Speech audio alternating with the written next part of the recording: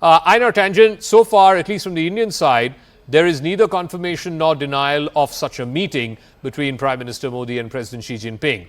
How keen is the Chinese side that a meeting happen?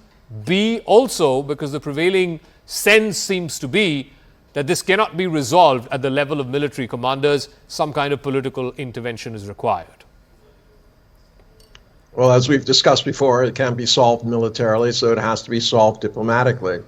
In terms of anxiousness, I think both sides are anxious to do it, as was indicated by the fact that there was some sort of secret Bali understanding to push things forward.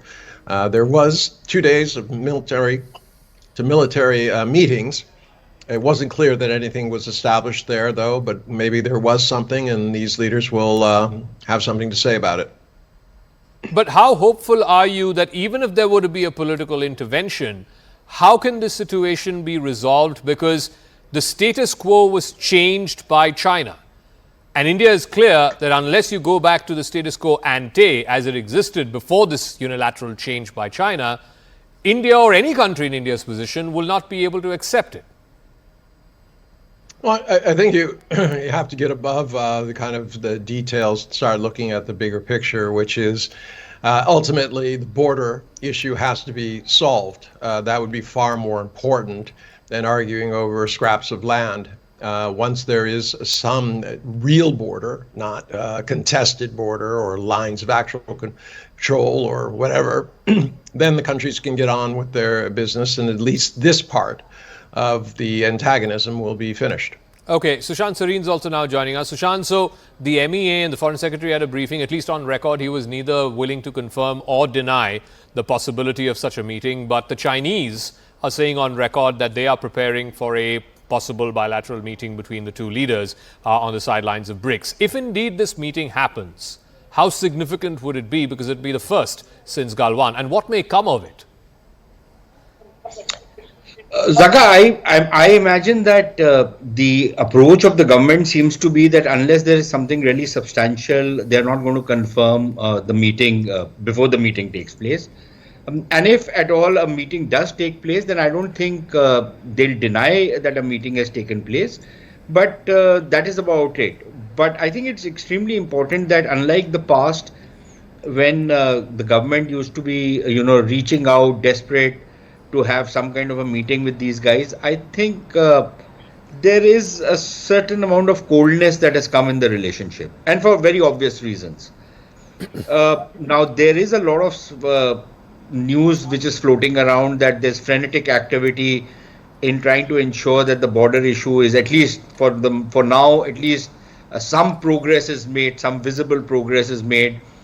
But I personally think India should show a certain amount of strategic patience and not rush in to try and get a deal on the border on terms which are not exactly in our favor.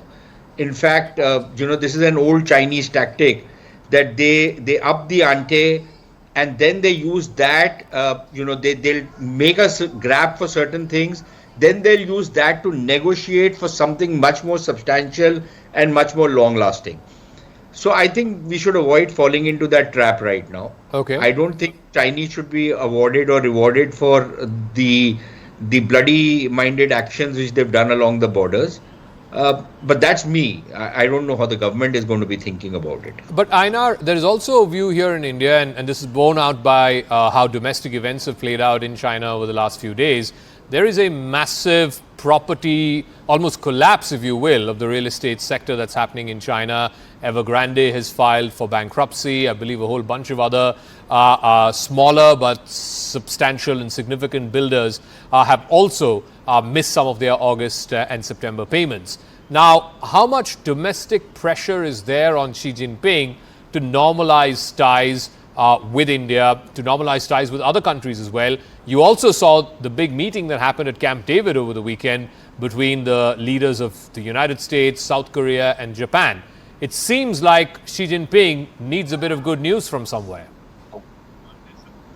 Well, I think you're gravely misinformed. The fact, the India relationship is rarely, if ever, mentioned in the press here. It is not something that takes front headlines. It is discussed in India, but not in China.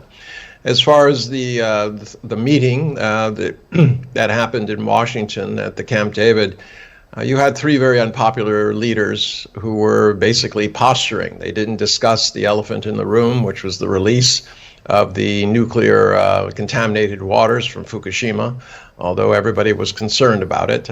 They just were trying to create a good PR front. The fact is that they already have extensive military coordination because of the nuclear umbrella extended to both, and the fact that the U.S. would take over the South Korean army and Central Command in the event that there was, in fact, an attack.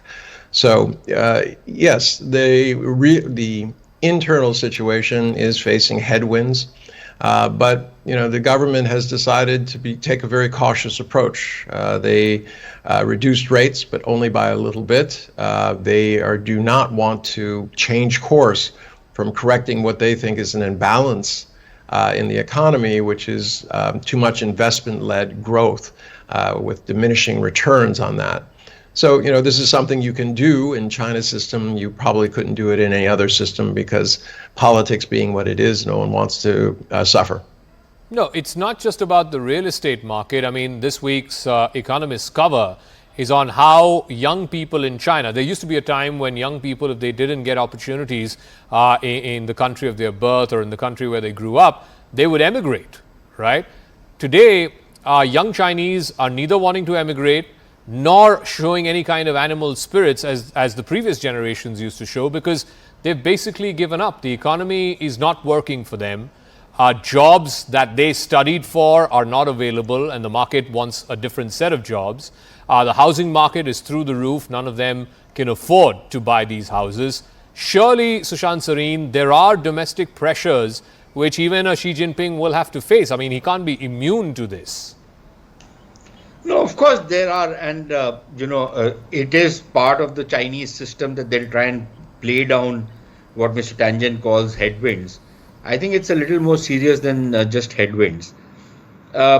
And of course, it will have political repercussions. And even a totalitarian state like China cannot entirely ignore what the people are thinking. This is not the 1960s where you could carry out the Great Leap Forward, kill millions of people and still stay in power. That's not today's China anymore. So you can kill a few thousand, but that's about it. So I think there are going to be serious problems going forward. There is a pushback coming from the rest of the world. So there is a international dimension to this. There is a domestic dimension to this. And it's fine if the Chinese don't talk about India. That's all very well. Then I wish they would not keep, publishing all kinds of nonsensical stuff about how much they would very much like India to be part of the BRI, how CPEC is going to be more important for India. They get these Pakistani fellows, they pay them money to write these articles, how CPEC is actually going to be much more useful to India and why India should join it. Otherwise, India's development and progress will suffer. All right. Then I would not do all this propaganda by proxy.